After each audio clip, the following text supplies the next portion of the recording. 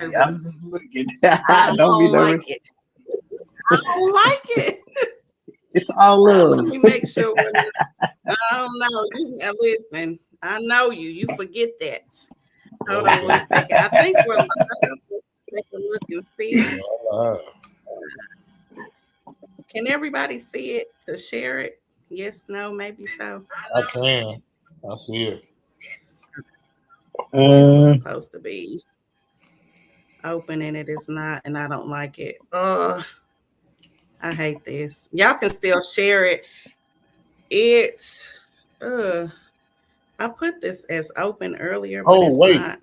I think I just used the old one. Wait. I think I just shared the old one. I just seen the first one that popped up.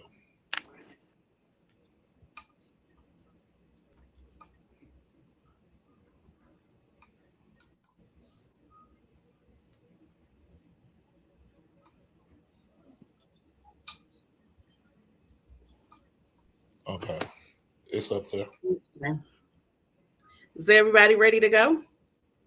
All Yes. right. So, good evening, everybody. This is your girl, Reagan Adams with Dating Instead Who Killed It and the Build a Man Workshop. So, what do? I am a relationship coach and I also host relationship events. And I also show women how to build their perfect man from the inside out. I know that sounds crazy, but basically, what I do is help women prepare for marriage. One of those things that, or ways that I do that is I let the men talk and not let you talk. I give them a platform. What better way to know to how to be with a man than to hear from a man? One of the two of the things that I wanted to kind of mention is right before I got a divorce, I hired a dating coach. And when I hired a dating coach, I made sure that I hired a man. I had been out of the game as far as dating for an extended period of time. And I know I'm a relationship person, but things had changed. The internet had come into play, online dating, all the things. And I felt like I needed to hire a dating coach to kind of show me how to navigate the dating streets. What that did was made me look at the overall dating and marriage. And what I saw was a lot of us as Black people were not taught how to date or be married. That also went into therapy. So I do none of my events, none of my podcasts without a therapist. This comes, with how we were raised, not just relationships as a whole. So I like to get to the root of the problem and then work our way up. And so the main reason I have men as like the face right now of Dating is Dead is because I had a dream a while ago. And one of the things that God has shown me was a room full of Black men of all walks of life. And they were in a bedroom, like closed off and hurting, but nobody was there to listen. Nobody seemed like they cared. They were crying. And I was like, God, what is this? And he was saying that Black men are not heard. They're not paid attention to. They're misunderstood. And he is wanting to put them back into their rightful place. But the problem with that is women, and I don't want to apologize for it, but it is what it is because I coach women and I am a woman too. We lack accountability in a lot of instances when it comes to relationships, and we don't listen that well. It's mostly, happy wife, happy life, when it should be happy spouse, happy house. And I believe if we continue to pour into one another and take our eyes off of ourselves, then we'll have better relationships. And I believe we want to start with the head of the house, which is the man. And if y'all don't subscribe to that, go on and cut your camera off because that's where I'm at with it. So anyway, we're going to go ahead and get started. I just wanted to lay a foundation for you guys tonight. Welcome, fellas. You guys can go ahead and introduce yourself one by one, but I'm actually going to start with Rex because he is our therapist. And again, I always start with therapy because I believe that is the foundation of relationships. So welcome. Absolutely. Reagan, thank you for allowing me to be on this call in. And fellas, I'm happy to be sharing this space with y'all. I'm Rex Howard Jr., based out of Houston, Texas. I'm from Knoxville, Tennessee. I'm a husband. I'm a relationship and intimacy therapist. I specialize in trauma, sex therapy, and emotional intelligence in men. I'm also a podcaster of, co-host of a podcast called Let's Talk Like Men Podcast, and we're on all platforms: Apple Music, Instagram, Spotify, YouTube, etc. And I'm just here to provide as much value as possible to allow God to use me in this All space. right, welcome. And I'm excited. Uh-oh. All right. I'm sorry. My thing went out. I didn't mean to interrupt. I'm sorry. All right. Who's next?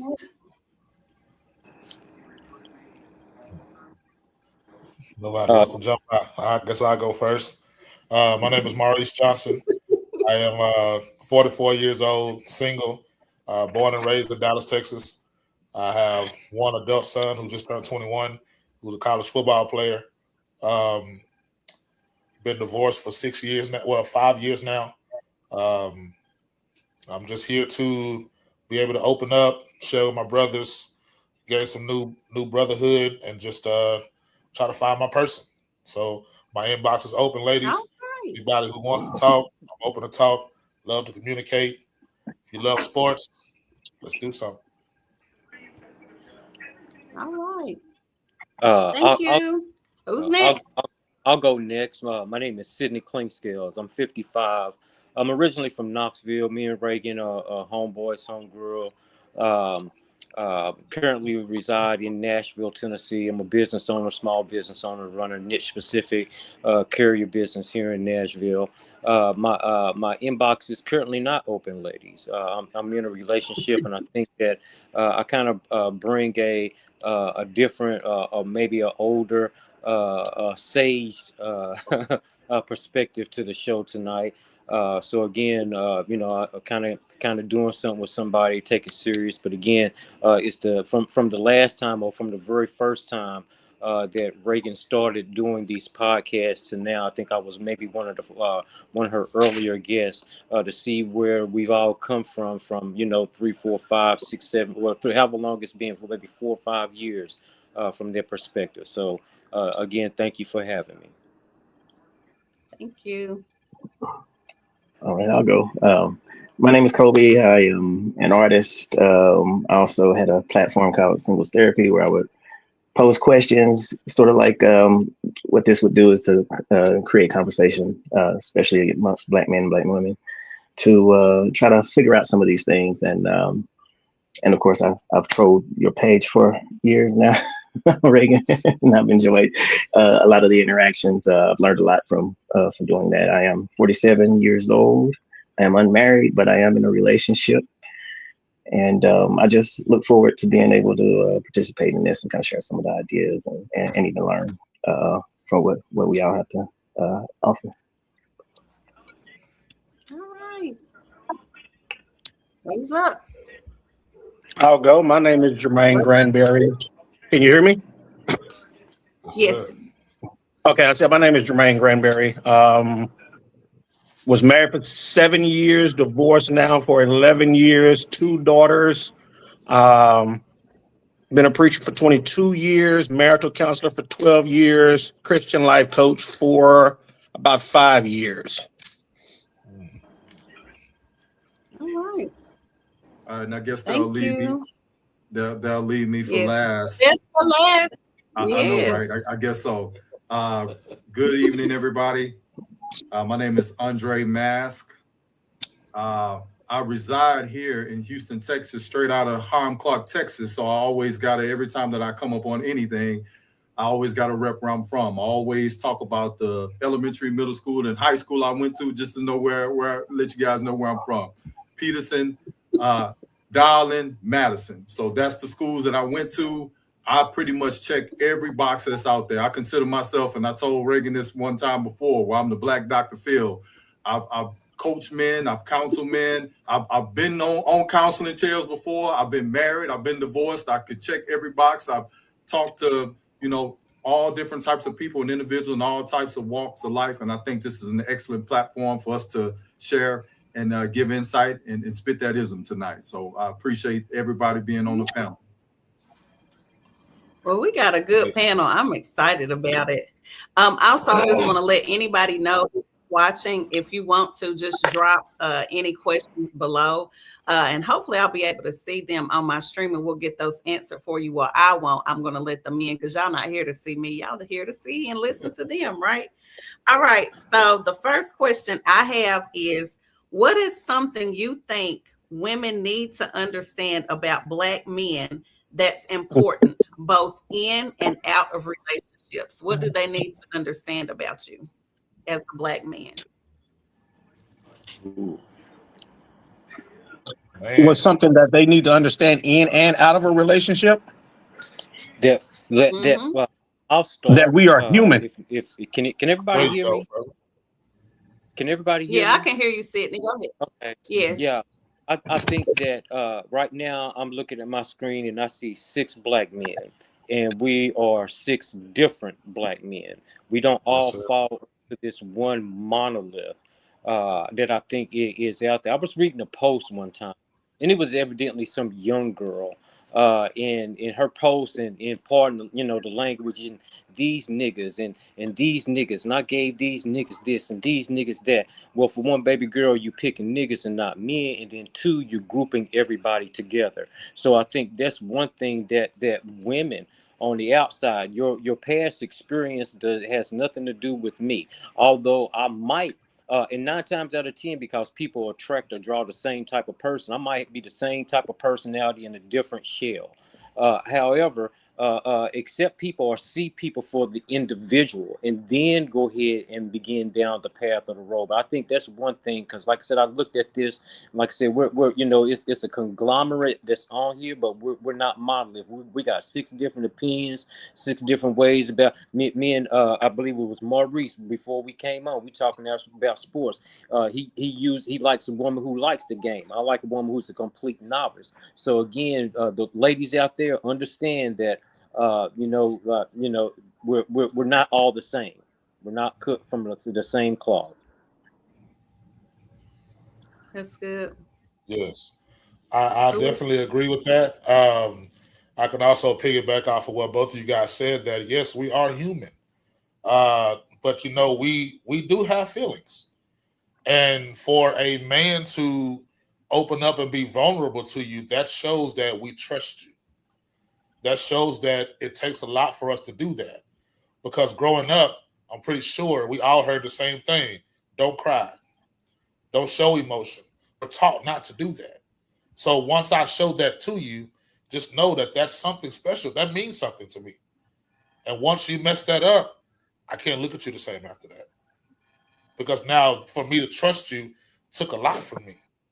So once you've broken that, it's hard for me to get back to that with you, because it takes a lot. Because as men, when we're taught as little boys, you're taught everything wrong. You don't find that out till you're an adult. Hey, maybe my uncle was wrong when he told me that. Maybe I was taught that wrong, but now I'm 32. It's too late. Now I have to rethink what I've been taught for the last 32 years, that everything I was shown was wrong.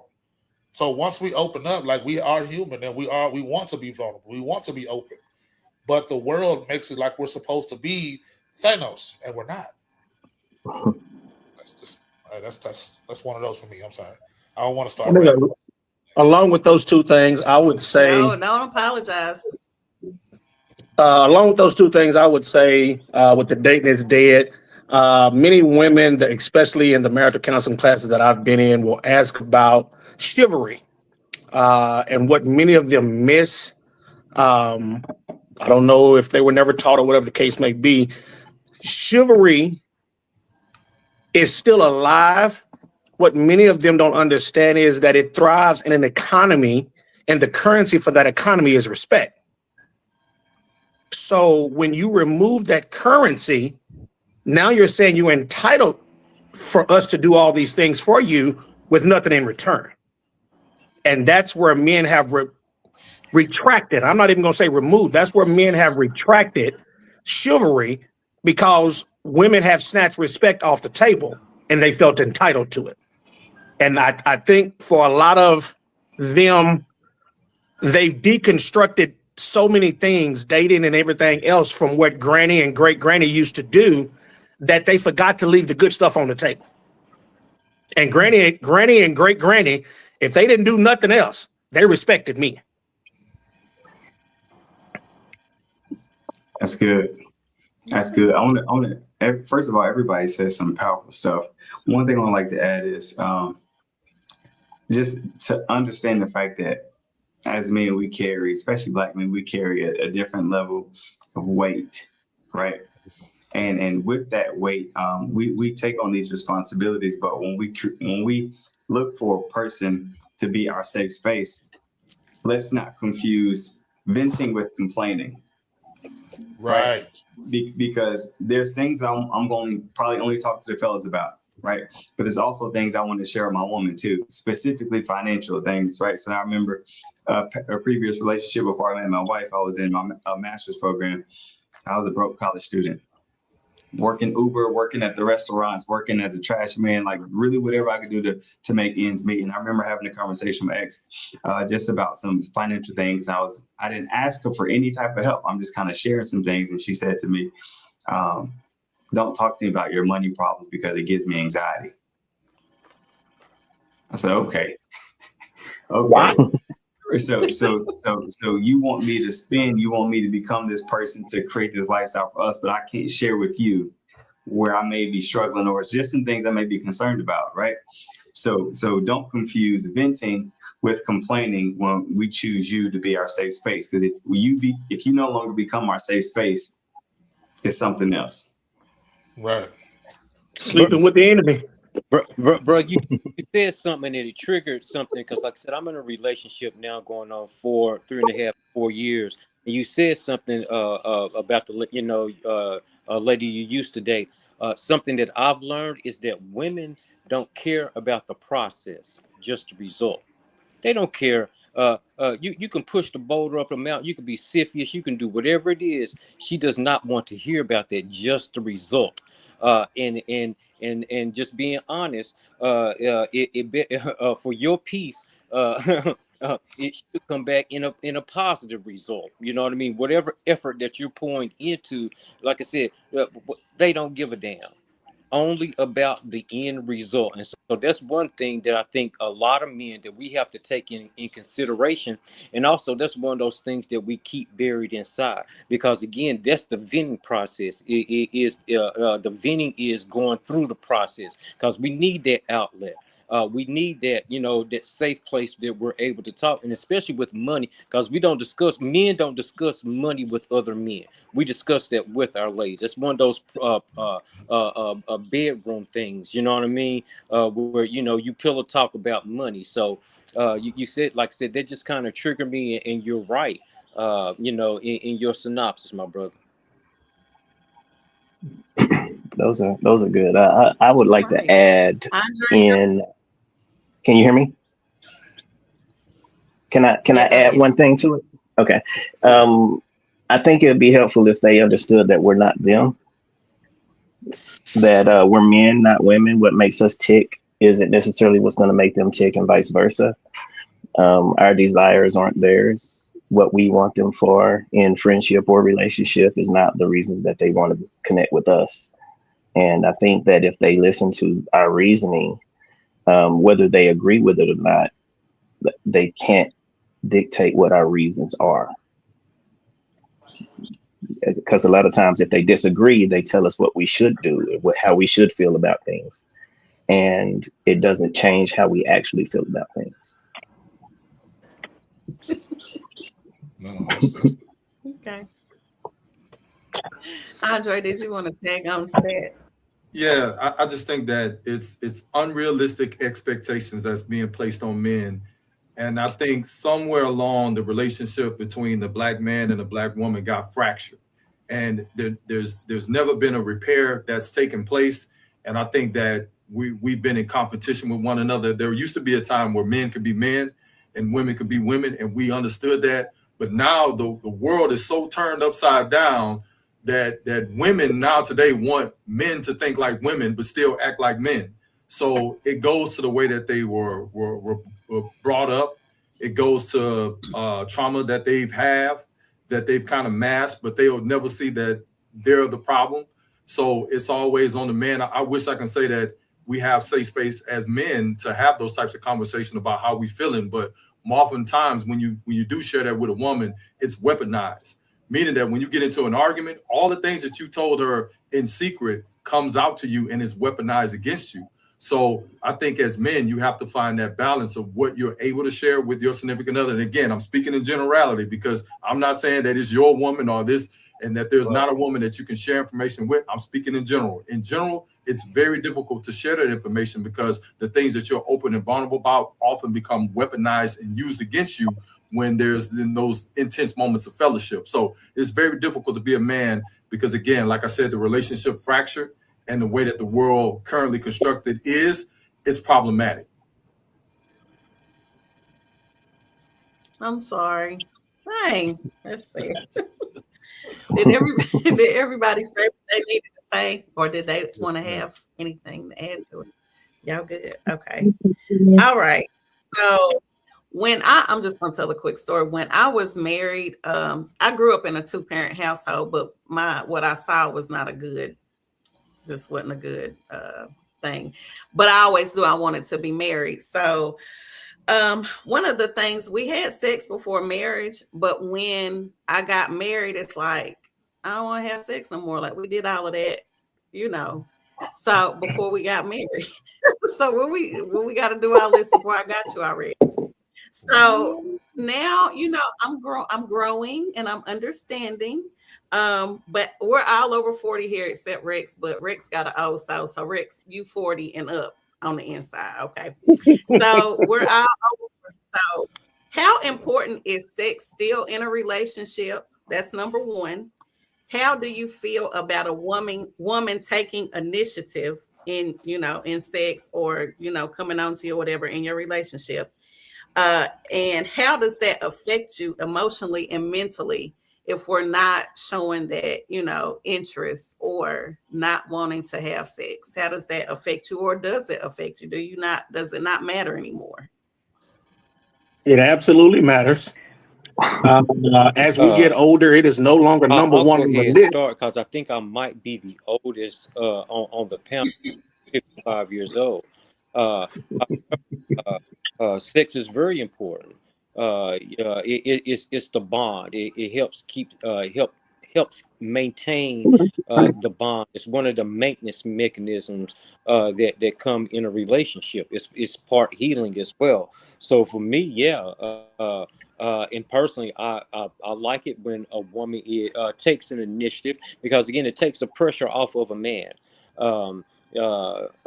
Men are good, bad, right or wrong. We are taught to be the sexual aggressor, and for the most part, that is true. However, when you're in a relationship, at least in my committed relationship, there is an ebb and flow that takes place. That has to take place, because again, I'm not gonna come in every day like John Holmes, and she's not gonna come in every day like Jasmine Cashmere. So we just got.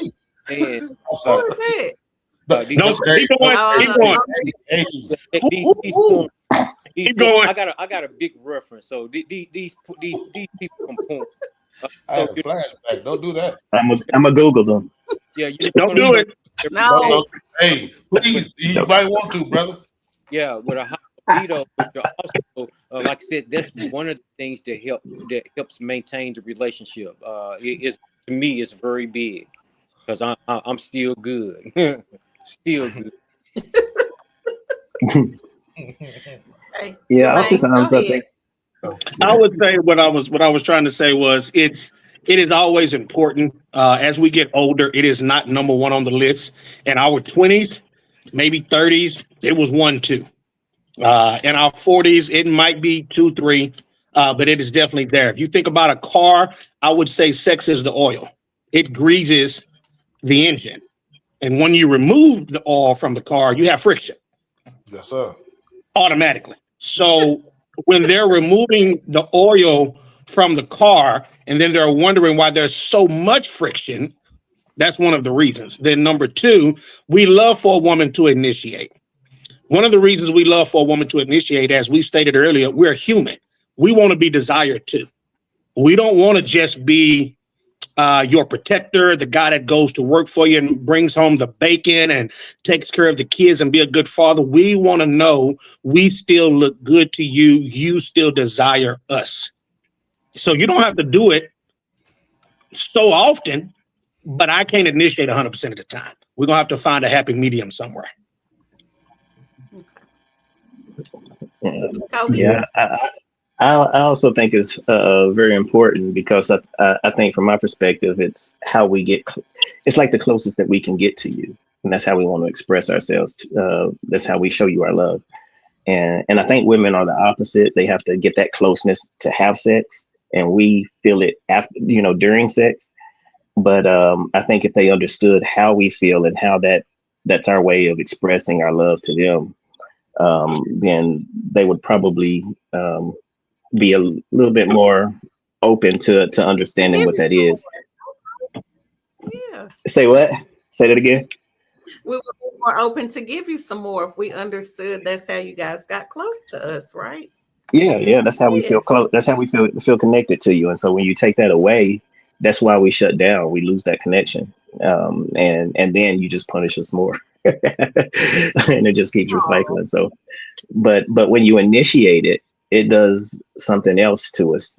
Because we get that connection, but we also feel valued and appreciated. We feel wanted. We feel loved, desired, all of that. So, if women understood how we operated in the sexual sphere, then they would never see it as a burden. And I know the brother said that you can think of sex like a car. I like to use the same type of things. I would think you can think of sex in a way of a fire. If you throw gasoline on the fire, it just explodes. So the more that you give it to us and you initiate, it makes us work harder for you. It's almost like you're saying thank you for what you've done for me. Because when we go out every day, we face so much shit in the world every day to come home. And when you come home and your woman loves on you, when you come home and your woman touches you, you frozen, brother Maurice. Tomorrow, I don't care what goes on at work tomorrow because my baby took care of me last night. I'm going to sleep like a baby. I want my thumb in my mouth. I want all that because she going to put me down. And when she do that, I don't care what the boss do tomorrow. I don't care what my workers do tomorrow. I don't care what the kids do tomorrow because she made me feel a certain type of way. Now, don't let it be in the morning before I go to work. Can y'all hear him? Or is that just me? I can. Don't let it be in the morning before I actually go to work. That's a whole different type of story right there. You catch me in the morning, I'm doing flips now. But and that's just a different thing. Like it's actually fuel for us too, because during the day we could lose so much that actually happens to us that when we get rejuvenated by that, and I don't want to be too graphic, but y'all know what I mean. Once we release, we good. She's gone. She'll be back. Yeah, we just I think maybe you got maybe she went to go get a I quickie do as well. I think it's like 3 more fellas. So if y'all will answer the question, hopefully she'll be back by then. She was having some mic problems. Yeah, so I'll jump in, man. So you think about it as we get older, what happens, right? Our bodies change. We've got so much stress between work, and then if you got your lady, she's working 10, 12 hours. It goes back to what I said earlier. We're in competition. Now you got to come home. Someone's got to cook. Somebody's clean. If you got kids, you got to think about what you got to do the next day. So all of these things are swirling in not only your head, because men, we can perform at the drop of a dime. It doesn't matter if we got, if a crocodile bit our leg off, you know what I mean? We're still going to be ready to go. But for a woman, our focus as we get older, it has to switch from sex to intimacy. So we got to take a lot of that stuff off their plate to even have their mind switch over to where they're into intimate mindset, right? So, but for a man, we start thinking like, man, I'm not trying to wash the dishes, walk the dog, wash the car, get the clothes out, put the kids to bed. I'm not trying to do all that just for 5 minutes, because we start processing things too, and we want to feel desired as well. So the thing that we all have to do is make sure that we're always the best version of ourselves. Because again, we start looking at pictures when we get older and we see, hey man, we done gained like 20, 30 pounds. She done gained 40, 50. And all you do is, you go out and eat all the time. So you're not the best version of yourself to find one another attractive. By nature, the frequency is going to decrease. But I always say this, right?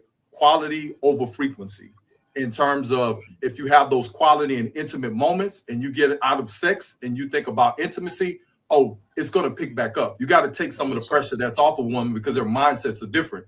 So if she's working a job and she's got to come home and cook, and then she's got to put the kids down, and then she's got to thinking about how much time that she has to get ready for the next day, it's not going to happen because that's not what she's thinking about. She's exhausted, and they operate completely different from us. So we can do that, but they don't have the ability to. So as long as we can kind of understand that we can't think about it from a sexual perspective, we have to look at it as an intimacy perspective, run her bath water. And I know we're going to say we have to cater to them to do it. But again, that's the thing that we have to do in order to make sure that we keep it alive and keep that fire going. Because again, they're going to be hypersensitive to their bodies. They're going to be hypersensitive to everything they have to do. And as a man, if we say that we're going to take the lead, we have to do a better job in terms of stepping up and relieving all that pressure off of them and, taking them off that job that they work and providing for them. That's good, brother. That's good. I'm gonna add this. As a sex therapist, a couple things I see, right? Women that take sex off the table or weaponize sex, right? You leave your man stranded with a couple options. I'm either gonna please myself, right? And if I'm pleasing myself, that's connected to me watching pornography. Or you may find a man that likes to frequent the strip clubs. You may find a man that likes to frequent the massage parlors. You may find a man that likes to frequent the online OnlyFans because he has to find a way to get his fix, right? But there's a lot of wives that come into the office that get upset because their husbands have addictions to other things. And I ask them about their sex intimacy, and she say, well, we don't do it, right? Now, I'm not going to blame his addictions on her, but what I'm going to say is if he had a way to release and to connect with you, he would have no other reason to connect outside, right? So that's one thing I would definitely note, especially if you're trying to be faithful, right? If you're in a faith-based relationship, what the Bible say, don't deny each other unless you're spending time with God, right? So to prevent yourself from being tempted by the devil could be outside people. Plus, we got access to social media now. We got access to more people than we ever should have had access to, right? So the minute you get told no inside the home, all it takes is to get rejected a couple of times before you stop asking, right? And you're gonna do as best as you can to stay faithful. You're gonna do as best as you can to not check in on your phone and check in on somebody else. So the more we stay connected to the person that we're sleeping beside every single night, instead of getting to the point where we're no longer, because I have a lot of couples that I work with, they don't even sleep in the same rooms anymore. Mm-hmm. They didn't be in 1 to 2 years without sex, and that they blame it on the kids and say, well, we got to make sure the kids are good, but everything becomes the focus on everything outside the relationship and not focused on them. So like a lot of brothers said, sex is the glue. Sex is not just for men, it's for both of us. We both are supposed to receive pleasure. We both are supposed to be connected. We both are supposed to grow in intimacy, right? There's things that a woman's going to need in order to get her car started, and there's things that man's going to need. So the more we pour into each other, the easier it becomes, even if you got to schedule it. I have a question. So there have been women that I have coached, and I agree there are some that have been sleeping in separate bedrooms or have not had sex between 3 to 7 years. One of the things that they have said is, well, he's married, we're married. He should know not to step outside of the marriage. He is not having, we'll call it dick control. So is that right? Is that wrong? I mean, I know the answer. That is absolutely wrong. But is well, I wouldn't even finish with the question. If you're locked into a relationship with us, and I say, you know what, Jermaine, I don't want to have sex anymore. I don't feel like it. We haven't had sex in a year. Okay. Is it to me or to you to say, hey, you need to stay inside the marriage, because we got married, and it's for better or for worse. This is our worst season, so we just not having sex, and you don't need to have sex with anybody else outside of the home. We know it's wrong to cheat, but is the woman wrong? I'm gonna let Rex answer this first, only because he has the degree in it, and then we're gonna go to everybody else, because we want to get the medical part together first. For the women who say the man needs to stay in the home and we're not giving them none, just because we don't feel like it or we're mad or whatever it is. Rex? Yeah, many of the brothers, we're all going to have a universal answer to this. And absolutely, the answer is yes, she's wrong. When you get married, the two become one flesh, right? Your body no longer belongs to you, belongs to him. Same thing for her body no longer belongs to her, belongs to him, right?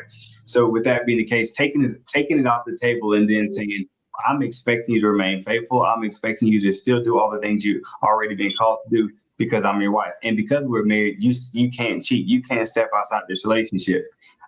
As a counselor, my question is why? Not why should he step out? My question is, why should we not be having intimacy, right? And I'm going to listen to whatever that reason may be. Is it because there are some medical issues that she's dealing with? Is it because he's cheated or committed infidelity and she has stress issues? What's the reason behind it? Is it because you are bored with the mechanisms that you guys have been going with? Like, what is it? Is it something that's fixable, or is it something that is going to be a problem for the rest of y'all lives? But if it's something that is just, you don't feel like it because you just don't feel like it, because you've already given your good years to him and you just feel like y'all should be at a place where he should be okay without having any more intimacy, then that right there is very selfish. And it would lead to divorce or infidelity. There's only two options. Yeah. Dang, Jermaine, you about to come at your skin over there. I see you. Go ahead. I deal with this all the time. First and foremost, if we're just going to talk about it biblically and legally, first and foremost, a man is going to look at it as false advertisement. You advertised to me that it was going to be monogamous and me and you, and we were going to be able to sleep together. Now you're taking it off the table. Now that we've gotten married and crossed the threshold, it's a breach of contract. The contract says your body is mine, my body is yours, and you're taking that body off the table for whatever your reasons are. So as the gentleman said, there has to be a why, and I'm all for the why.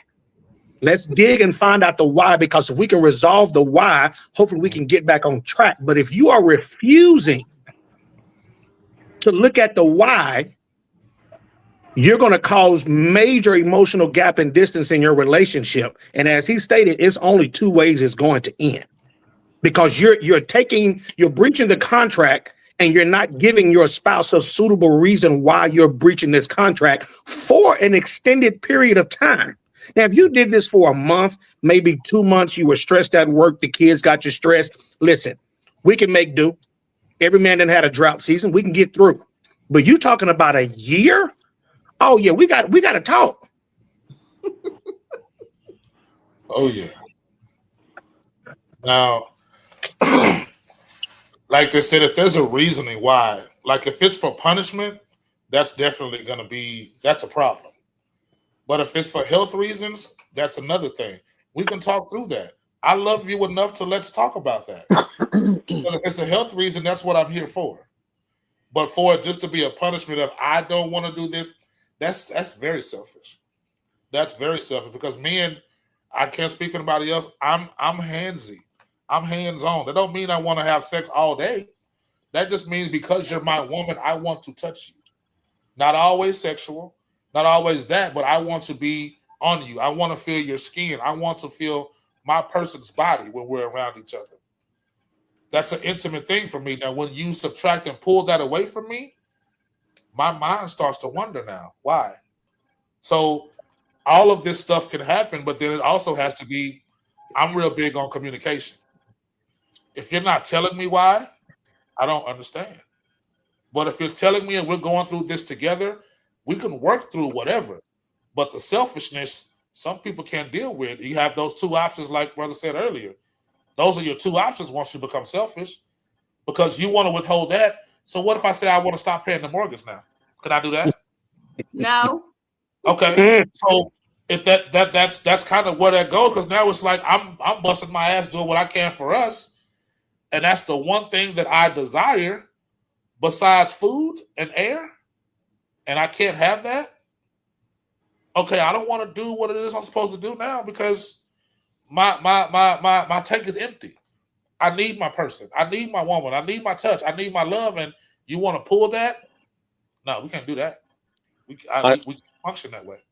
Yeah, I think think that it opens the door, because in my relationship, and one of the things that I talked about, and this is early in the relationship, I'm talking about early in my relationship, is that every day as a man, biologically, I have an internal war that I am fighting with monogamy. I will be telling a bald-faced lie to tell my woman that that I don't fight with this, and it's not necessarily looking or anything like this. Just that I am wired that way, and I'm not one of these people where I'm going to deny my own physiological, makeup to be in a relationship without addressing the issue that this is real. And so when that woman, if she does that particular thing, you're doing nothing more than opening up the door and simply daring someone, because again, that is a part of the deal. At least in, like I said, in my relationship, I can't speak for anybody else's, that we share this thing together, and almost at a capacity and a volume to where it's like, okay, I'm not that is, that there is no limit, because again, that's what we're entering into. And so for me to stay at home, for me to not to entertain those thoughts sexually, I do need all of you. Just being honest, because again, it, like I said, it takes that away. And what that woman does is that she takes the choice away from a man to be monogamous. She takes that choice away from him. So again, the brother who said it was selfish, you're 100% correct. Yes. Did anybody else want to tag on to that? Or y'all, I'll just agree it's selfish, and we need to make sure that we are there for you physically in your time of need. And let me say this as well, because when we're out, a lot of women have to understand, like brother said, we make our minds wander as well.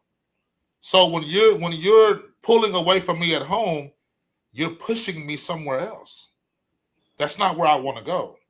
That's not what I want to do. So not using that as an excuse, because I'm really not.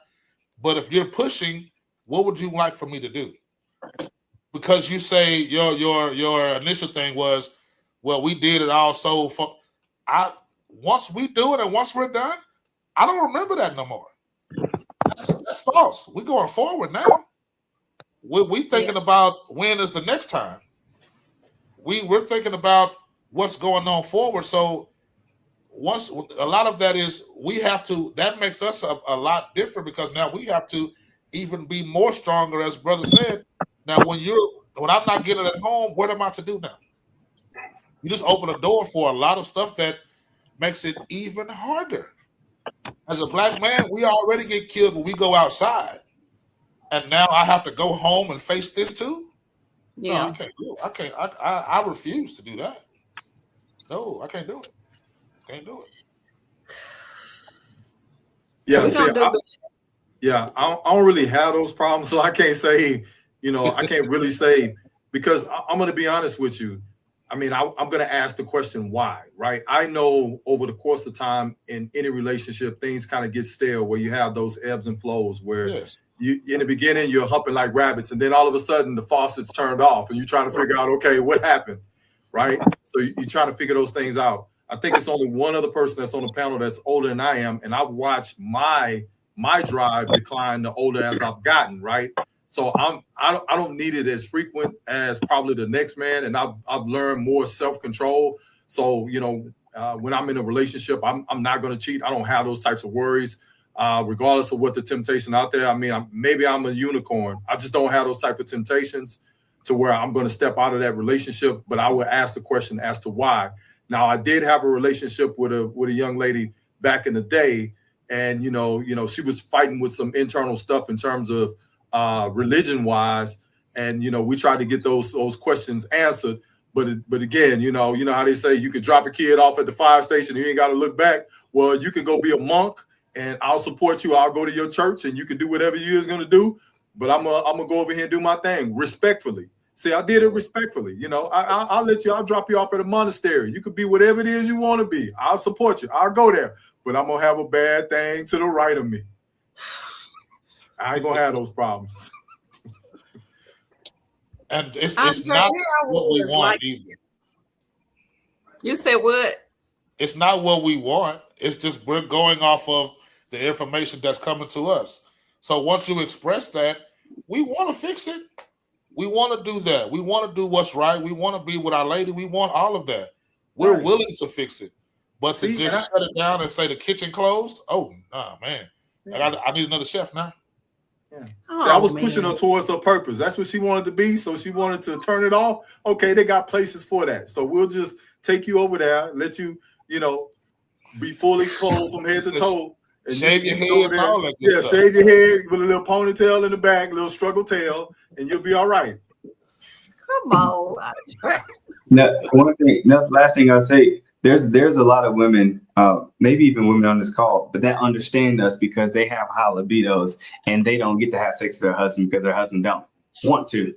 Right? They may not have the energy to. Their husband may not be attractive. Their husband may just be at that point where he just had impasse and like, you know what, I'm good on it.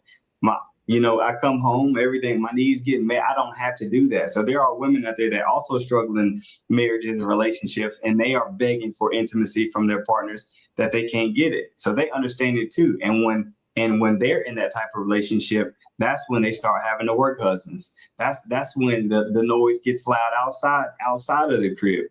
So it's not like it's a foreign thing as if they don't understand it, because this thing goes both ways. There's men out there that don't want to have sex, and there's women out there that don't want to have sex, right? But they still want the security of the marriage. There's also an aspect, because I dealt with this as well. If my ex-husband were alive, I wouldn't be actually even be talking about this, to be honest, because I try to respect him. But there was a time where we went 3 years in the marriage without sex because he had erectile dysfunction. He didn't want to give up the bad food, and he smoked all the time.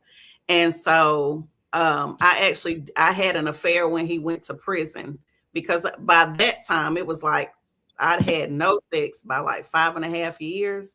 And I was like, I need to be touched. And so, but we ended up divorcing, but we were divorced, like mentally I was gone before he left. But that is true. Like, I'm seeing it and hearing it from my friends. As we get older, we got to, do better, because it's a lot of men the women that I've coached, they're cheating because their person can't have sex. It's not even a want to, they just can't. They can't. So And, that's like that. We as black men, one of the things, like I said, me and my relationship, we have very, very, very, very frank conversations, uncomfortable conversations. Yes. And it's that way for a reason. And one of them is health. Because again, 55 years old, and health is across the board one of the more selfish things that anybody can do. And I'm speaking again because I have vices of my own.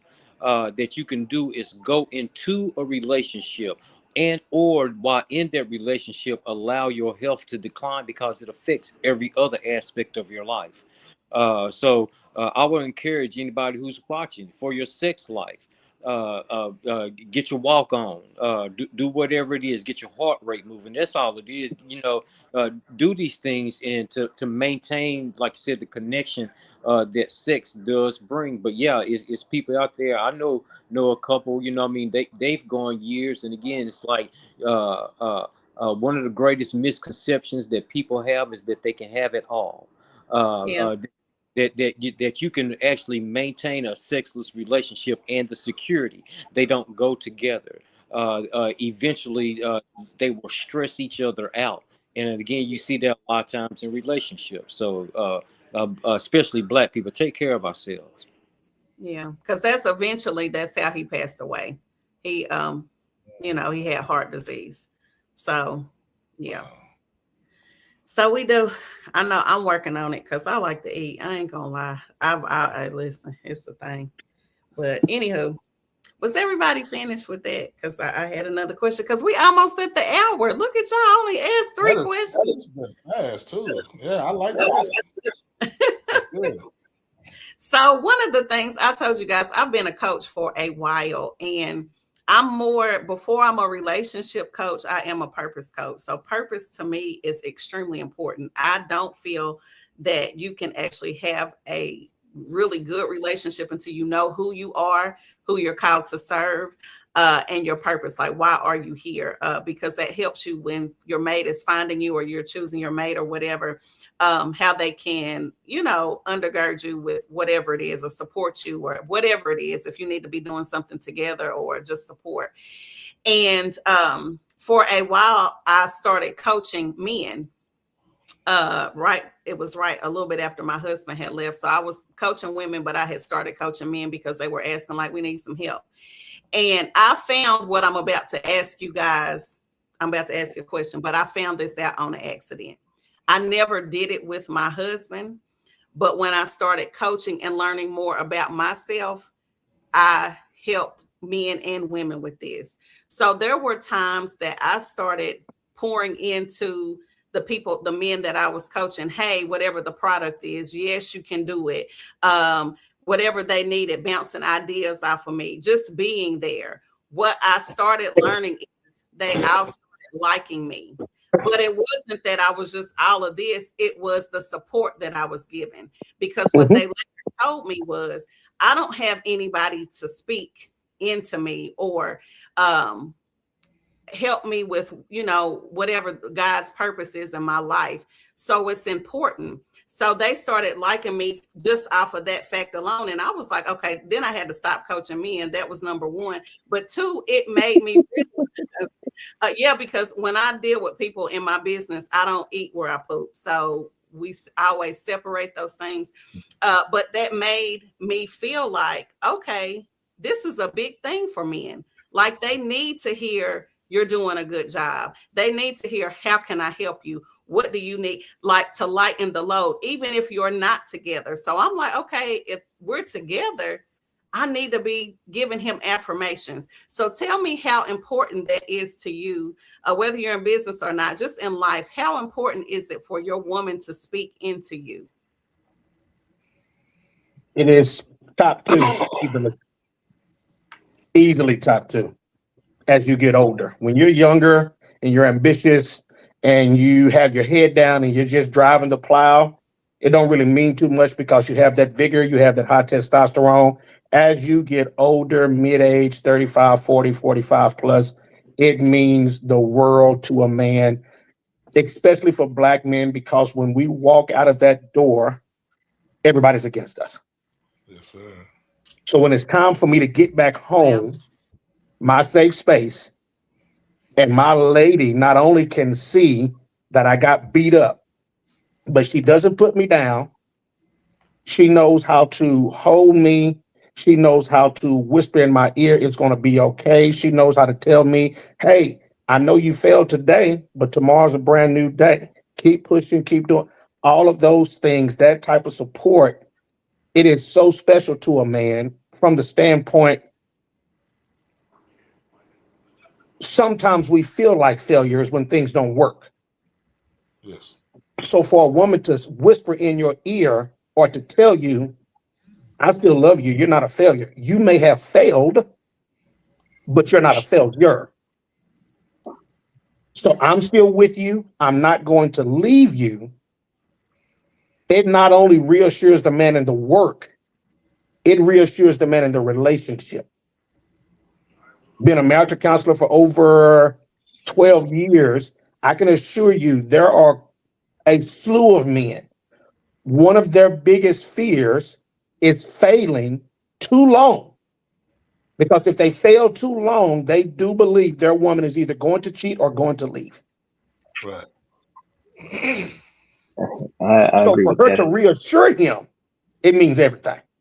Go ahead, fellas. Kobe, go ahead. Oh no, I was just agreeing with that. Because we're going to fail at something at some point, and how a woman handles our failure is going to be, it's going to dictate which way the relationship moves from there. Because if you're only there when it's good, then you're not there for the long run, because you're going to have some peaks and valleys in your relationship. And so I think that a lot of times our failure of a situation is linked to our character. Like something's wrong with you because you failed, not you Right. just happen to fail, you know. So and I think that's a hard pill to swallow once we realize, like, hey, well, you look at me in this type of way, and like something's wrong with me because I messed up or made a mistake. And we're like, no, that's not a character flaw, that's just a part of the process of becoming a better leader. It's a part of the growth, and you can help us in that process. So when a woman she's encouraging and she affirms that we can persevere or overcome whatever this obstacle is, then it helps us to heal faster, to grow faster, to learn faster, and to be better in those situations, so that we can at least minimize some of those failures going forward, and to be better for her. I mean, it all comes back to her in the long run anyway. So all of our successes. What about y'all? I mean, I and that's the reason I'm doing this, because, and I'm gonna give you guys time to come back, but what about you guys? Like, what about the men? Because it just seems like everything revolves around us. What do you guys want? Like, what is to make you happy? It's almost like your happiness doesn't matter. Like, if we happy, y'all happy. But I don't think that's fair. Or is that how it's supposed to be? No, it's not how it's supposed to be per se, but it is part of it. I mean, we enjoy making our woman happy. I mean, we of course want you to be happy. We can't, and no, if you're with a woman and she's not happy, nobody is. So, so it's like, we want you to be happy with us. But ultimately, I think as men, the things that make us happy is our woman and what we grew up with. The things that made us happy when we were children. Video games, sports, competitions, stuff like that. Like, I mean, the most of the stuff that we enjoy when we're adults are just versions of things that we enjoyed when we were children, plus the girls. So it's not that complicated. We're all old kids. That's basically the way I see it. We all old kids. So yeah, I definitely say I agree to that. Two things: purpose and our person. Purpose in our person. A man that's walking in his purpose, he loves his career. He has a group of guys that he can kick it with, to have some whiskey with, like just to swap it out with. He got a nice little physical routine with his body, so he got his time to get away from the crib, to get his mind right. And then when he come home, he got a safe place to land. That's happiness. My lady and I, we just moved into a bigger location, and she was like, "You don't really get out much." I said, "Because I'm good at home." Good at home. I love coming home. I don't spend time in my car outside by the garage because I don't like what's going inside. I can't wait to get in. This smell, the aroma of the house, the candles burning, the food is good. My dog already taken care of. My lady got on her little night outfit. I'm looking real nice and good, smelling real good. I'm happy at home. So when I'm able to go out, use my hands to make money, to bring it home, to make sure that the crib is good, because I know that my woman is doing her portion as well, to make sure that I'm good and making sure that she's good as well. Because that's another thing. We because we wear a lot of hats, we also need our woman to have her own thing going on too. Because if we become her everything, or if they become our everything, then our worlds get too engulfed and enmeshed, and then we don't have any individuation. Well, I'm saying the word wrong, but I know y'all know what I'm saying. Individuality. But like I said, just to go back to the happy, that's what makes us happy. And then to the affirmations, right? We all need it, not just men, but think about kids. You tell a kid that they're wrong, that they're ugly, that they're fat. You tell a kid that so many times, that's what they believe. I work with men now that are in their 30s, 40s, and 50s that still believe that inner child, that still believe that bully from when they was 5 years old, that said they would never be good, that said they were always going to be a failure, that said they wasn't ever going to be a good mother or a good father. That inner child still needs to be healed. So just like that little boy he needed to hear, I love you, you're valued, you're worth more than just what you're able to do for people, but for what's in you, that's you know what I'm saying, you have value in you. If I'm hearing that from my wife, I'm good. And I'll give you my last example. For me to get licensed, I had to pass a licensure exam. I'm a licensed marriage and family therapist. It's one of the hardest licensing exams you can take. My first time I took it, I studied for 4 weeks. I failed it. The second time I took it, I took it, and then it took a month for me to get my results. My lady was on the phone, and I had my camera recording me because I was about to show my expression of me finally passing this test. I opened up the exam, failed. I did worse than I did the first time. I'm disappointed. So my lady say, all right, what's the game plan? I know you got more in you. Like, and how can I help you? And I said, well, there is this study program, but it's about $500. I ain't really got that. She was like, well, send me the link. Let me check it out. I go to work. I get home and I check my email. There was a confirmation code that the link, it was just purchased. And she was like, this is my investment into you because I believe in you. And I believe in things. And this isn't the thing that's going to stop you.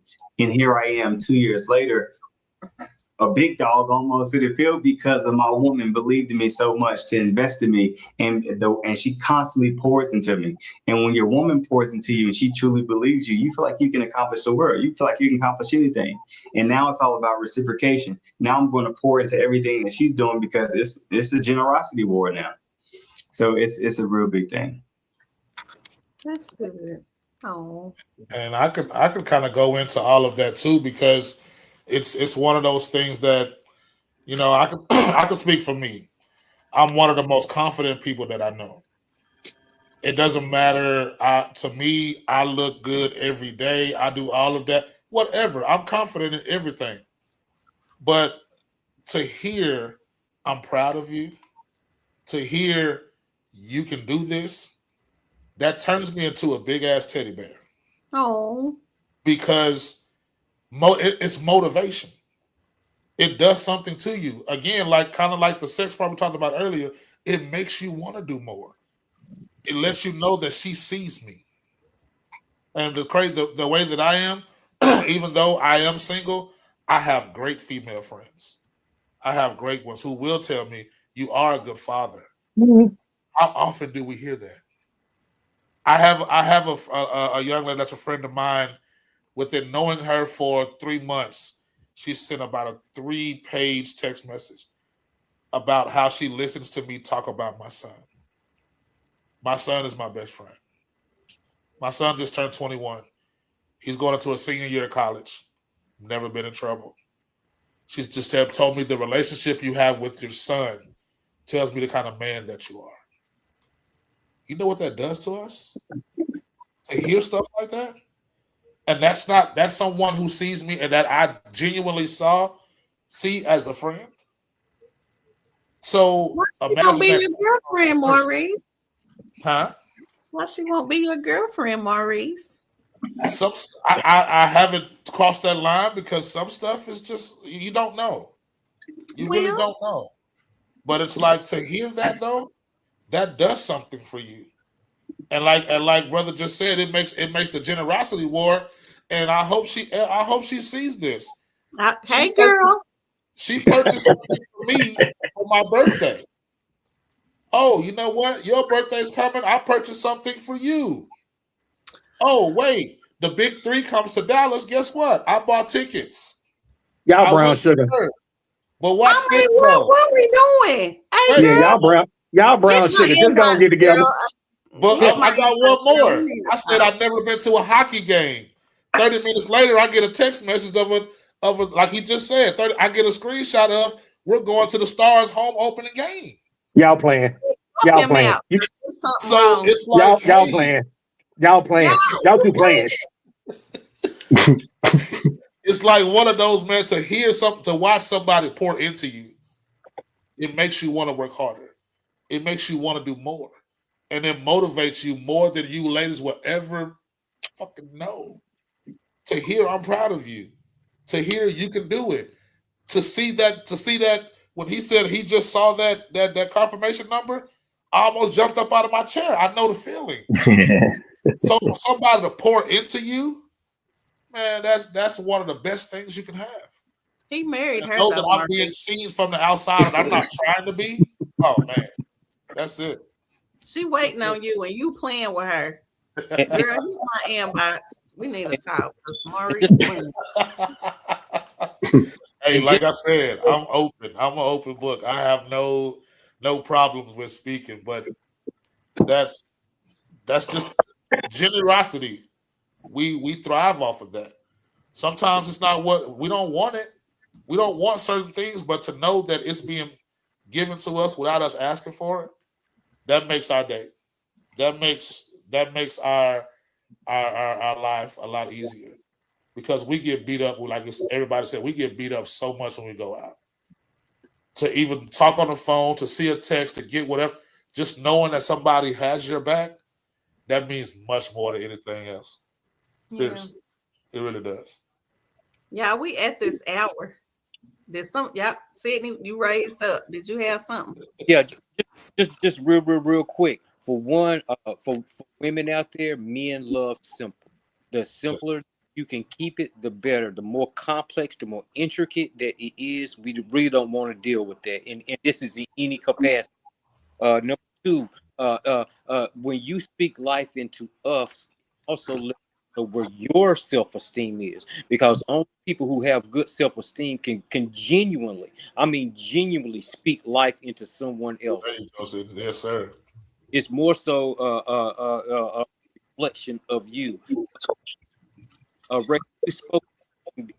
Do your own thing. Women find your own. Don't get caught up. One thing, I do a whole lot of things. Reagan, I sent you a song. Reagan, I do music.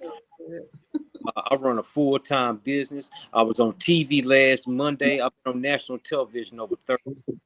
So everybody, it's imperative, at least for me, do your own thing. That way, it also will reflect the joy that you have doing your thing. When when I'm sitting in here and I'm making music, or if I'm acting or whatnot, I'm in my zone. I'm in my happy place. So everything from me, if I'm doing that, it emits out. Women have your own thing that man can go and marvel at you and your genius, whatever it is that you think that you might want to do, because that's attractive as well. Yes, that's good. I have two more questions. We are over the time, so y'all got to be short, or we just gonna have to come back. Did y'all want to come back another time? I can be succinct. I'm down. We can. Okay. They don't matter either way. But I've only asked like 4 questions, but I do have 4. So I want to talk about divorce. We talked about divorce the last interview, and I'm divorced. I was married for 14 years. Like I said, I loved being a wife. I just married the wrong person. Well, we married the wrong person because it was both of us. I don't want to, put the blame on him. But I knew we were not supposed to get married. I was just in love with the idea of being married because I knew I wanted to be a wife, and we were just kind of there. You know what I'm saying? It's like, oh, well, he asked me, sure, I want to be a wife. We'll make it work, blah, blah, blah. But I knew I wasn't supposed to be in the marriage. So this question goes to the people who are divorced. Let me see how I can ask this. It was no surprise that we were going to divorce at some point in time. I wasn't thrown off guard. I stayed married. Well, we stayed married as long as we could, but I knew it was inevitable. Okay. When you first got married, did you think it was forever? And when it was time for it to end, did you see the signs? Did you want to leave? Did you want to stay? Like, how did divorce affect you? Or did it? Were you happy? Were you sad? Like, what were the emotions? Because I know men tend to not file as often as women. So for those who were married. I will say this, men don't tend, Reagan, this part of my job. I serve people. I pull up on people's houses. I pull up on the job, and I'm cold hard paperwork, whether it's divorce. And I keep numbers. And actually, I dug this up. I went through of the 26 divorce papers that I have filed, that have served. 22 of them have been initiated by women. And I'm gonna keep it real. I read they give me the paperwork. I read the shit that they do. I'm gonna just keep it one. I who was the money ain't right. I read the whole shebang bang before I take it in. So I will say that is without a doubt. Mhm. I'm probably, like I said, the oldest on the group, and I have been married once. And I married so young that honestly I couldn't look actively looking back at it. I couldn't see past tomorrow when I was married. Every day was a struggle. So the inevitability of the breakup of the marriage was on the wall, because again, I didn't have the skills. She didn't have the skills to be married. We didn't have no business being married whatsoever. And from an emotional standpoint, it takes you through everything. I mean, I'm talking about the full gamut. And if you ever love somebody or in a relationship, whatever, whatnot, and y'all split and y'all break up, you begin to see your own flaws or whatnot. And it wasn't until years later, because again, my youngest daughter is now 21 years old. I got children ranging from 28 to 21 years old. It's not until you look back and say that the relief came in, because if we would have stayed in that situation, we would have utterly destroyed each other. Hmm. Wow. I could say I am divorced now. In the beginning, it started out, we were actually really good friends, which is weird. We were friends. Um, got married, and we thought it was forever. But it's kind of one of those things where you grow apart, and I think Cindy said earlier that we had those hard talks within our 6 year marriage, that lay on the couch and cry and sling snot. We had those rough conversations. But in the end, it's like maybe we may be better off as friends and not husband and wife. And that wasn't a problem for each of us. We are still cordial to this very day. Her 2 kids, they're still my kids. One's 23, one's 18. That's still my daughter and my son. I still talk to them about tickets. I'm at birthdays. I do all of that. My son, the 3 kids, my son and her 2, they're still brother and sister. They still talk to this day. Me and her, we're still cordial. It's no problem. Sometimes you may just outgrow someone, but are you adult enough to say this is not going to work and there's no hard feelings here? And that's what it came down to. So it doesn't always have to end bad, but some people can't understand how you can be that way with someone when they've actually had the rough divorce. Infidelity wasn't a problem. Money was a small issue, but that's pretty much in damn near every relationship. But the part where a lot of relationships fail wasn't what failed with ours. We just may have to be better off as being friends, husband and wife. Not a problem with it. As a guy that's been divorced, I'll make it quick. Did we see it forever when we got married? I'd say yes. Things that we discussed prior to the marriage that should have been resolved, and we both said they were resolved, got drug across the threshold and they were unresolved. So they continued to cause issues, got divorced. You can see the ugly in a person going through a divorce. That's the easiest way I can say it. All the stuff you never thought you would see from that person doing divorce. She's the only woman that's ever had my 2 kids. I don't have any outside kids outside of my marriage. I've never had any other baby mamas. We're good. We're friends now. I help her with her business. We raised 2 kids together. It was just one of those things. We had to get through that rough patch of going through the divorce and after the divorce. So the rough patch was probably a good 6 years until we both had to grow up a little bit and finally realize this right now is going to be just about the kids, and we can be who we need to be.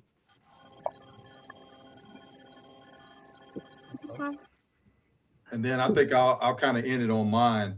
I think when I got married, I went into the marriage in good faith, right? So you want to be able to do everything that you want to be able to provide for your family. And in a sense, when I did everything possibly, I felt like there's, and we had a lot of dynamics in terms of layers. Like, you know, I was much younger than she was, so she was literally 10 years older than me. So think about it. I'm 30 at the time, and she's 40. So it's easy to talk about when you kind of first start off in relationships. But so if you want to talk about court, I thought I knew who she was until I saw on the opposite side of the courtroom, and then the true person really came out, and then you kind of see how the laws are stacked against you, and the hand that you're kind of dealt with as it pertains to that. But for me, I came into my marriage in good faith, and then I worked and tried to accumulate everything that I could to provide, and then it just never was good enough. No matter what you did or what you bought or what value you brought to the table, I ultimately couldn't make somebody happy who, like, if I asked her the question, like, give me 3 things that makes you happy, you ask most women that, they don't even know what makes them happy. They can't even answer the question, right? So once we went to counseling, right, and they gave us each individual assignments. They told us what to say, what not to say, questions to avoid. And, she would get upset because more often than not, they would give her more homework than me. So it was that competition thing. Like, you think you're better than me. And I'm like, no, just because at that time she was coming off of being previously married. So she had a little bit more layers to her life. And plus she'd been on the planet longer than I have. So she had some emotional things that she had to deal with. So in that process, once I found out the real reason why she married me, that was the day that I decided that there's no counselor in hell that can tell me, because he told me, he said, man, just sit back, relax, don't take it personal. But I said, I'm not taking it personal. But what I am is taking my ass up out of here, and this is the end of it, right? And that's exactly what I did. I say, all this information is great. Everything that you're telling me, I'm listening to, I understand it. But I'm going to take that information and go to my next relationship, because this one is done. Because no matter what I pour into it and the work that I'm putting into it, it's a broken vessel. No matter how much effort that I'm going to put into this thing, this woman that you gave me, God, is broken. And I, again, not saying that, I didn't have my flaws. I mean, we all do. But I then gave up my happiness because I wasn't happy, right? So I did everything possible that I knew how that I could do to make it happen. It just wasn't good enough. So at the end of the day, like I said, I want to be like Rex, but I see the world for the way it is, not for the way like how it is. And I understand the dynamics of the way the laws work and everything like that. And I just try to move accordingly, just because I know at the end of the day, when you get into a marriage, it is a business, right? And I see it differently from when I first was younger, probably right around Rex's age. I see it differently today, and I've grown a lot because I know more about the world and I know the way it works. And so, yeah. Do you think that has jaded you from getting into another relationship? Like, do you think you'll be married again, or just in a long-term committed relationship? Because I know I want to be married again. No. I mean, no, I don't think anybody, if you're realistically looking at that, you're ever jaded. I mean, you've got certain things of how you move. You just watch how you navigate the world, and how you navigate people. And I'm saying that is that you have more information to go off of and more experiences that you've grown from, and you just try not to repeat those same mistakes over and over again. So, I mean, I know I may come off and, you may have a situation where I don't need necessarily a woman to tell me, hey, get up, you fall and get up. That'd be great, but I'm just not built like that, right? I don't need it, because more often than not, I'm my biggest critic when it comes to stuff. And I'm I don't need that type of motivation, because I'm always in the lab and I'm always trying to reinvent stuff and things of that nature.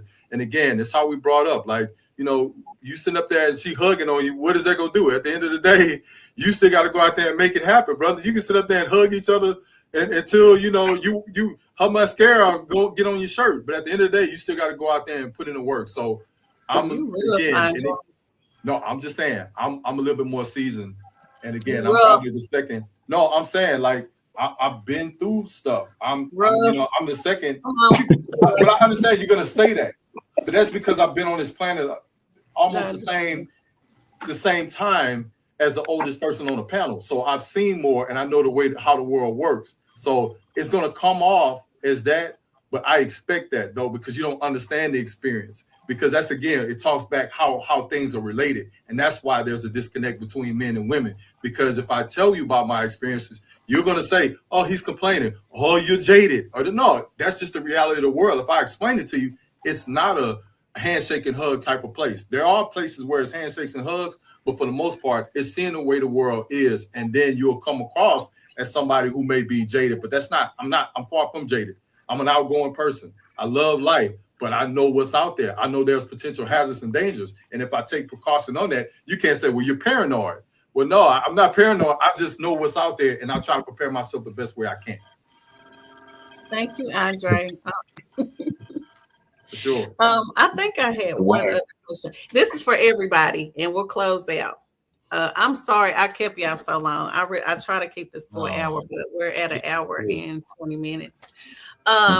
What are 3 things that you would tell your younger self now that you've lived life when it comes to dating and relationships? What are 3 things that you would tell your younger self? 3 things. Ooh. I'll go ahead and start.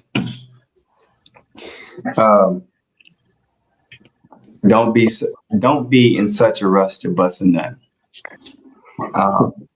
That's one of them, right?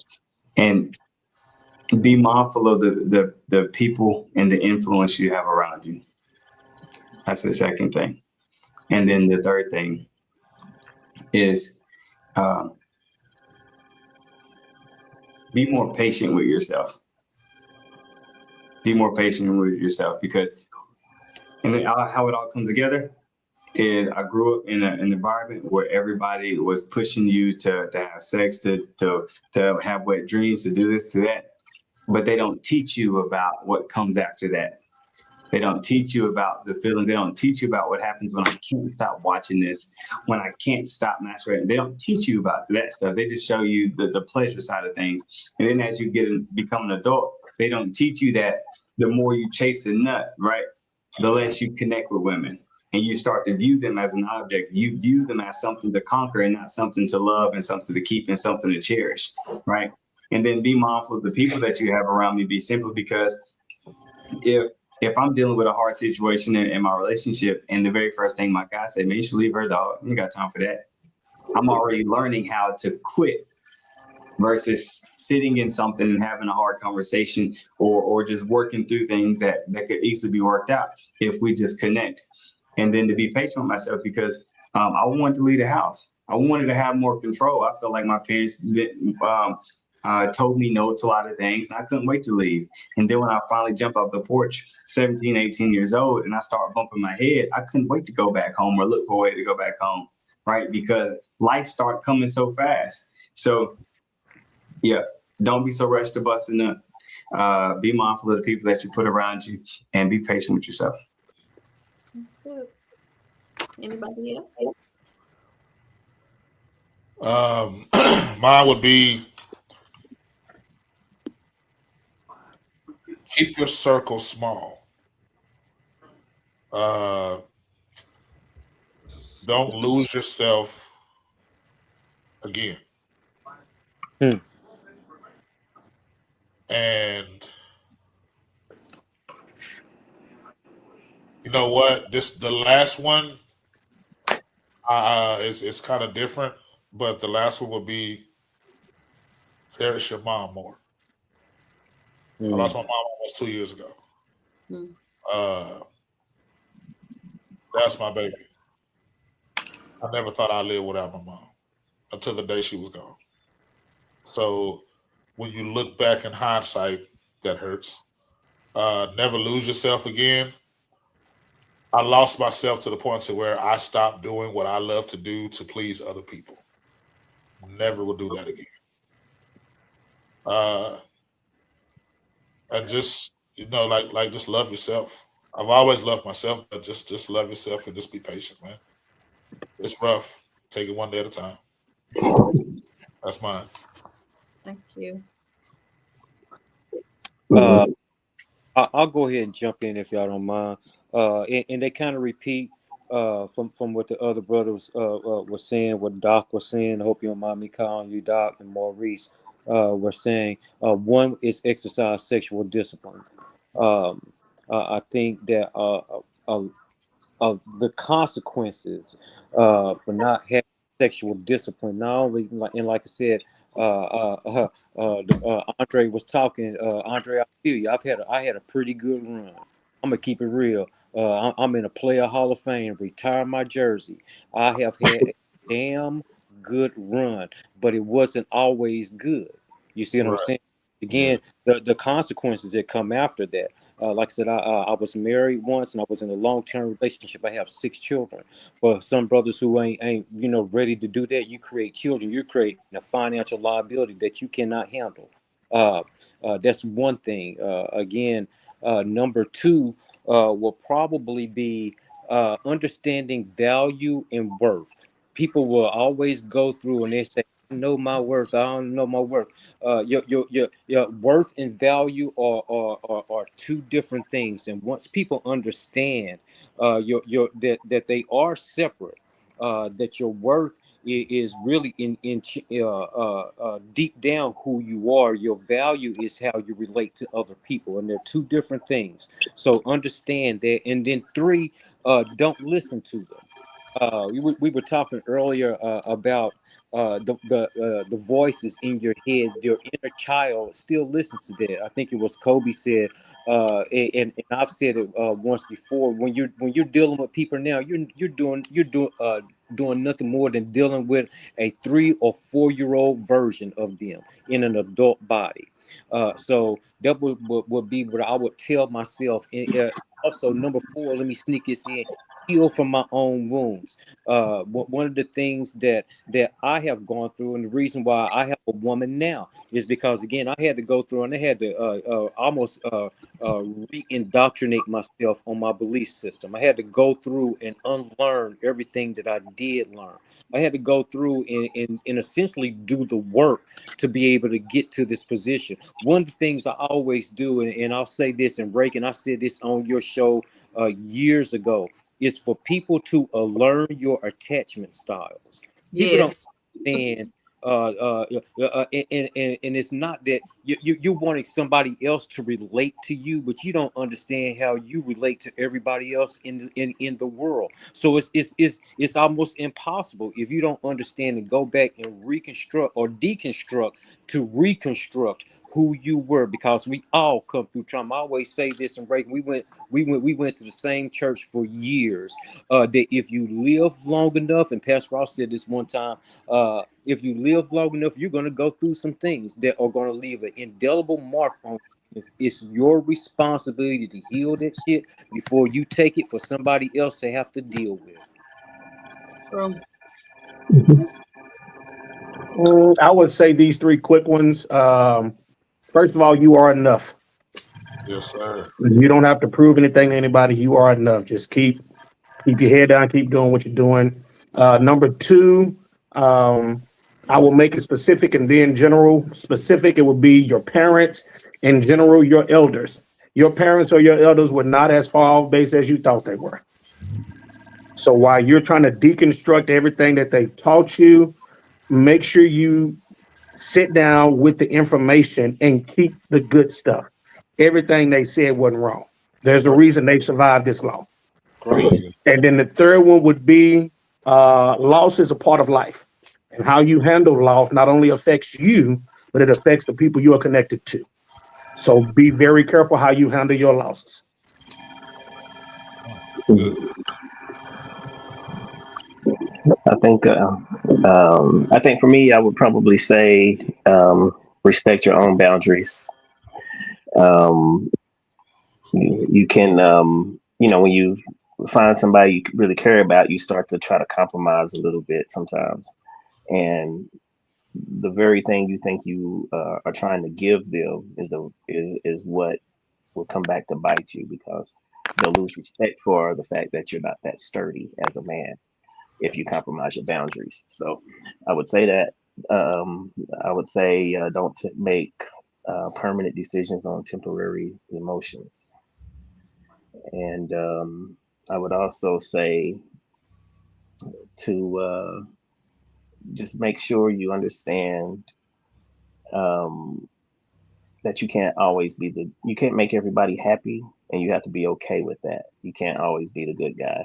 Sometimes you're just going to have to disappoint some people and be okay with it, because yeah, I mean, it's impossible to make other people happy. I mean, the happiness will have to come from within. So Yes. yeah. Okay. Brother Andre? I didn't want to, just for the sake of redundancy, repeat everything everybody else was saying. For me, I would say the three things is, number one, have fun. Oftentimes we're in this rat race where we're just trying to accumulate stuff that at the end of the day we're going to leave to somebody else. We're going to give it all away. So you spend your time working and not really enjoying life. Like, life is to be lived. Life is to be outside and enjoying people and all the things that we kind of miss in. And sometimes we lose focus of that because we're so busy trying to attain stuff that at the end of the day that ain't worth nothing.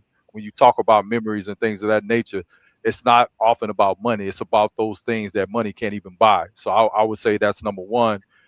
Number two is just take risks. Like, don't be a person that so rigid that, you're scared to fail because you only have that $1 you're trying to hold on to. Take that risk and know that if God got you, that you're not going to fail. Right. And if you fail, you fall back, you fall down, you get right back up. And then I would say the last thing is trust your instincts. Oftentimes we know what we're doing. We know right from wrong, right? But we still cross those boundaries anyway, right? So for me, that's huge. So that would be the big three for me. Okay. Good. I said this was the last question, but this is the last question for real. That's why y'all were talking like I had some stuff going on in my head. I was like, okay, this is the last one. Y'all make this quick because it's been an hour and a half. Okay. What are three things that you love about women? And Rex, you just say this about your wife, okay? Because we don't want y'all in no trouble, okay? So not other women. If you got a woman, they talking about you, okay? Well, I'll go ahead and personalize with my lady. I love her. I love her strength. I love her femininity when tapped into. And it's a twofold thing again to tap into. As personally, with her, and I am shouting her out. I love the fact that I can simply talk to her. I told her when we get together, I'm going to tell you I'm sorry more than I love you. We're going to have conversations. To me in my mind, it's like a long, drawn out conversation that never ends. That's all it is that I can talk to. So she stimulates your mind. Yeah. Oh yeah. Oh yeah. That you have to. Oh hell yeah. Because my mind wanders. I got a quick mind. My mind wanders. And she don't have to be. We're not sitting down breaking down quantum theories and all that mess and the Pythagorean theorem. But it's to be able to talk to someone comfortably. With it, I can be silly. I can show her my different sides, and that's immeasurable to me. That's good. I'm gonna go ahead and go. Three things. I love the way she shows up for herself and takes care of herself. She's constantly doing a routine, constantly trying to figure out the proper supplements to put into her body, making sure she's getting her rest, and also making sure that her body just has what it needs. I love her spiritual intimacy with Christ.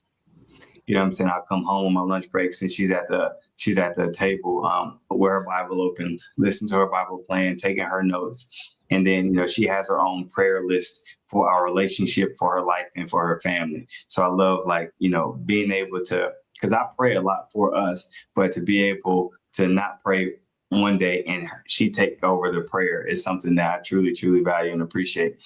And then how she shows up for me. Right, from an intimacy perspective to investing in me, to believing in me, to asking me what kind of meals you want this week? You know what I'm saying? How can I serve you this week, essentially? So the way she shows up for me, that'll be the third thing. Maurice, you can talk about your non-girlfriend. That's your girlfriend. If I had 9 girlfriends, I wouldn't be on this show right now. I promise you that. No, I can say, you know, for one, I love the confidence in women because I'm a confident person. Some stuff just exudes from you when you speak without saying a word. When you walk into the room, you light it up and you didn't say nothing. I noticed that.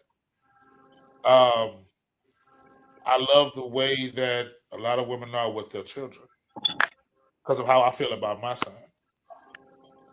And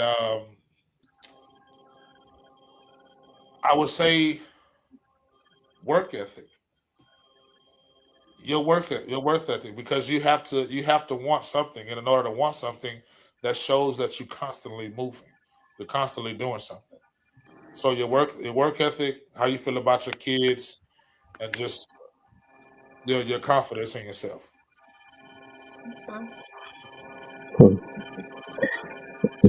For me, with my lady, I love the way she takes care of herself. She eats well, she exercises, and she wants to live long, and that inspires me as well to do better. Because I exercise, but my eating habits aren't the greatest. But she inspires me to do better for that. So it's really nice to have somebody that kind of encourages positive habits with you. I admire her femininity. It's kept me out of trouble a few times where I wanted to just crash out, but just looking at her and was like, no, I have to take care of you, make sure you're good, and didn't have to say a word. And it's just like, hey, you know, so that is, and I've actually had to tell her that, like, that's admirable how her demeanor can just kind of control the whole room. so I admire that in her, and then also just the way she loves me, the way she takes care of me. So I value that. And but mostly she wants to live a long time, and she takes care of herself. And I think that's very important. So I would say I like women, or I like the graceful of women. I would say as of late last 10 years, everybody wants to be sexy, everybody wants to be fine, nobody wants to be graceful. And it's a lost quality. Real quickly, most men fell in love with Claire Huxtable not because she was fine, not because she was sexy, not because she wore short clothes, but because she was graceful. She knew how to handle her man. I like women who can change hats. You can be holy. As a preacher, I love it. But you also need to be able to have a sense of humor. So you need to be able to change that hat. Because I'm going to definitely change my hat. If you can't change hats with me, we're going to be lost. And then the last one would be, I would say the quiet strength. A woman who knows how to check you without disrespecting you, who knows how to get in your face to get you back on your ish, but she's not gonna cuss you out. She ain't gotta raise her voice. She ain't gotta point her finger in your face, but she knows how to collect you without disrespecting you. Yeah. All right, Brother Andre. Wow, I mean these things are touching, man. I'm fighting back the tears with everything that everybody's saying. So yeah, yeah, I'm gonna put that on a Hallmark card for everybody. I like when women let me be a man. You know what that means for me? Let me take the lead and not trying to compete with me. Allowing, you know, so if there's, and we talked about this in the beginning when it talks about sports. So allowing, if she knows about sports, cool. If she don't know about sports, cool either. But one thing I don't want is a woman who talks too much about sports, and then I'm not even, you know, that's a whole nother extreme. But I would say that, you know, I like someone who's feminine and stays in that feminine. Oftentimes, you in this world that we currently constructed right now, there's a lot of masculinity that's on women for whatever reason, for whatever trauma you want to call it to, or for whatever, they'll somehow blame men for whatever that's going on in the world or in their life, right? So we responsible. Either we wasn't in the home, and if we was bad in the home. So like, wait a minute, you a single mom. Well, he left the house, but the kid was underneath your rules. So how is it? Oh, okay. Just tell him that the dad is in the war and everything is fine. Everything should be good. So that's just a little side note. But no, and then just the last thing I would say is, that I want a woman that's comfortable in her own skin. Oftentimes with social media and everything like that, they're always looking to something else and trying to follow a fad or a trend, or girl, this week is Birkin bags. Next week is he need to buy you a Mercedes. He ain't no real man if he can't buy you that Benz. He ain't no real man if he can't do this or that. If you ain't got a 5-story house and with an infinity pool in the back, you don't have a real man. So I want someone who's comfortable in their own skin, that's not looking to social media and chasing the latest fads to try to compete with what else someone has. Nor am I trying to measure myself against another man and what another man has or what he drives. I stay in my lane and I do me. I'm not looking to the left. I'm not looking to the right. I'm doing what God has called me to do, and I'm following my purpose, and I'm reaping the benefits and the blessings of that, and praising for those who do get their blessings. So that's the path I'm on, and that's what I like for me. Yay. I wanted to tag into, and this is it, I'm not asking no more questions. I just want to tag into what Andre said at the end. One of the things that God is working with me, like right now, I thought I was like a super submissive type person, because I do believe in submission as a woman. But I've quickly realized, because I have, my husband or ex-husband passed away in 2017. And then we got divorced shortly before he passed away. So I've been divorced for a while. I've always considered myself submissive and all the things, but I really haven't been, because I played a lot of our marriage as taking care of a lot. So I shouldered a lot. And so then I became a single mother for real. So sometimes I get in a space where it's like, okay, when a man wants to help or do whatever it is, it doesn't necessarily have to be financial. It could be carrying my bag, like coming from the grocery store or something. I'm really quick to say I got it. And so what God is starting to work with me on is loosening those reins for when somebody does come in and say, hey, let him get it. You don't always have to shoulder everything. So I believe that part of for me, masculinity, because we've had to handle it so long. But it is something that I'm looking at. And then I'm also, when I'm coaching the women that are single, to say, hey, we're going to have to soften this up, because no man wants, if y'all don't feel needed or wanted in a certain capacity, what are you there for? Right. So we're working on it, Andre. Okay. We're going to let you lead. Okay. We want you to lead. That's what I'm talking about. Just let your boy lead a little bit. Yeah. I got you. But you know what? I'm not mad at that too. And I know I need to learn it, because I want to sit in the side seat and chill. I don't want to have to, you know what I'm saying, shoulder everything. So ladies, I hope you guys wrote everything down. I hope you were listening. I was listening and mentally taking notes. I hope to have these fellas back sooner than later. We'll see. I'm sorry I kept y'all so long. I really, really am. But this was really, really good information. And we're going to go ahead and close out. You guys have a blessed night. This is your girl, Reagan Adams, with Dating Instead, Who Killed It, and the Build a Man Workshop. You guys have a good night. Bye. Peace. Peace. Peace.